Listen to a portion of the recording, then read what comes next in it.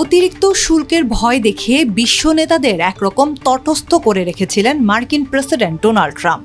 সেই শুল্ক আরোপের ক্ষমতা এবার বাতিল করে দিয়েছে মার্কিন সুপ্রিম কোর্ট। এতেই বিশ্বজুড়ে বইছে স্বস্তির সুবাতাস। কিন্তু খুব একটা খুশি হতে পারছে না প্রতিবেশী রাষ্ট্র কানাডা।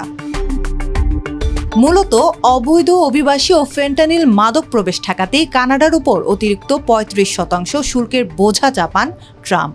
যদিও ফেন্টানিলের কারণে শুল্ক আরোপ করা হলেও যুক্তরাষ্ট্র মেক্সিকো কানাডা চুক্তির আওতায় প্রায় ৮৫% পণ্য আগে থেকেই শুল্কমুক্ত ছিল। তাই এতে খুব একটা সমস্যায় পড়তে হয়নি কানাডাকে। তবে বিপত্তি বাধে ইস্পাত, অ্যালুমিনিয়াম ও গাড়ির উপর যুক্তরাষ্ট্রের এই শুল্ক আরোপ। মার্কিন সুপ্রিম কোর্ট IEEPA এর অধীনে আরোপিত শুল্ক বাতিল করলেও নতুন করে 10% শুল্ক আরোপের ঘোষণা দিয়েছেন ট্রাম্প, যা আগামীতে 15% উন্নীত হতে পারে। হোয়াইট হাউসের মতে এটি USMCA এর ক্ষেত্রেও বহাল থাকবে। ফলে কানাডা যুক্তরাষ্ট্র মেক্সিকো বাণিজ্য চুক্তি পর্যালোচনার কথা ভাবতে হচ্ছে অটোয়াকে। কেননা কানাডার রপ্তানি পণ্যের প্রায় 75% যুক্তরাষ্ট্রের উপর নির্ভরশীল।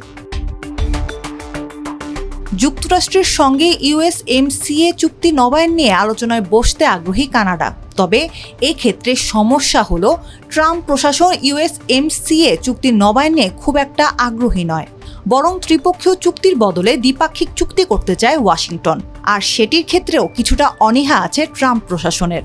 যার কারণ হিসেবে মার্কিন বাণিজ্য প্রতিনিধি জেমসন গিয়ারের অভিযোগ, মেক্সিকোর তুলনায় কানাডার সঙ্গে আলোচনা করা আরও কঠিন। কারণ কানাডা তাদের দোকানে মার্কিন ওয়াইন ও মদ বিক্রি করতে দেয় না। দুগ্ধ পণ্য আমদানির নিয়ম জটিল।